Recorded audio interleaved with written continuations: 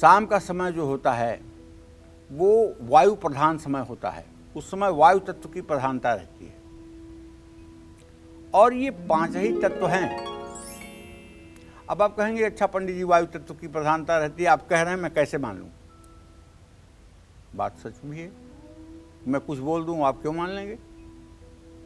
तो आप जानिए कि जिस शिव स्वरोदय की मैंने चर्चा की उसमें आप देखिए कि कौन सा तत्व किसके शरीर में कब प्रवाहित होता है।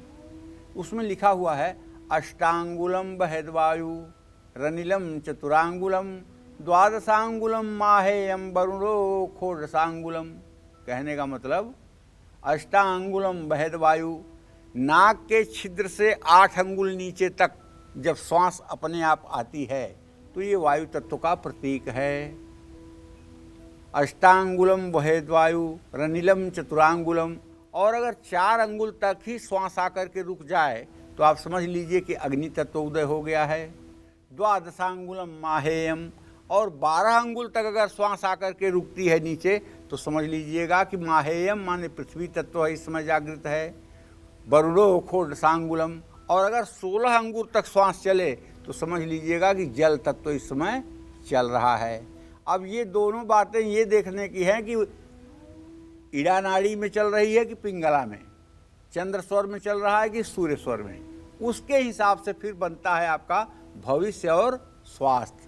इसीलिए कह रहा हूँ कि जीवन को ठीक से समझने के लिए शिव स्वरोदय का ज्ञान होना सबके लिए आवश्यक है। आप अपने लिए डॉक्टर बन सकते हैं, आप अपने लिए वैद्य बन सकते हैं, आप अपने शुभ अशुभ को जानने के लायक बन सकते हैं। ये ज्ञान आपके लिए बहुत ही महत्वपूर्ण और लाभकारी होगा। तो आप जान लीजिए कि दोपहर 2 बजे से 4 बजे तक ये वायु तत्व की प्रधानता रहती है। उस समय अगर आप देखेंगे तो आपके शरीर में जो मतलब कि श्वास निकलेगी वो 12 अंगुल तक निकलती है, 12 से ज़्यादा नहीं निकलती है। तो 6 बजे तक ये तत्व समाप्त हो जाता है। ऐसे में संध्या के समय भोजन करने वाले के शरीर में वायु तत्व असंतुलन पैदा करता है और बृहस्पति चर्बी, गैस, डायबिटीज जैसे रोग देता है। शनि नसों के संबंधित बीमारी और कब्ज जैसे रोग दे सकता है। तो कहने का मतलब ये है कि जब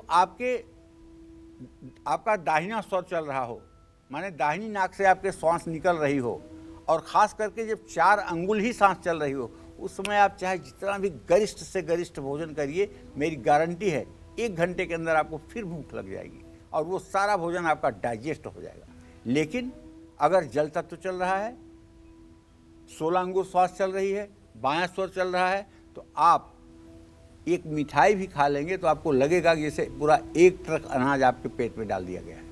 इतना ज़्यादा मतलब कि वो हैवी हो जाएगा। तो इसलिए तत्व को जानना, तत्व के प्रवाह को जानना, ये भी हमारे स्वास्थ्य के लिए बड़ा ही लाभकारी है।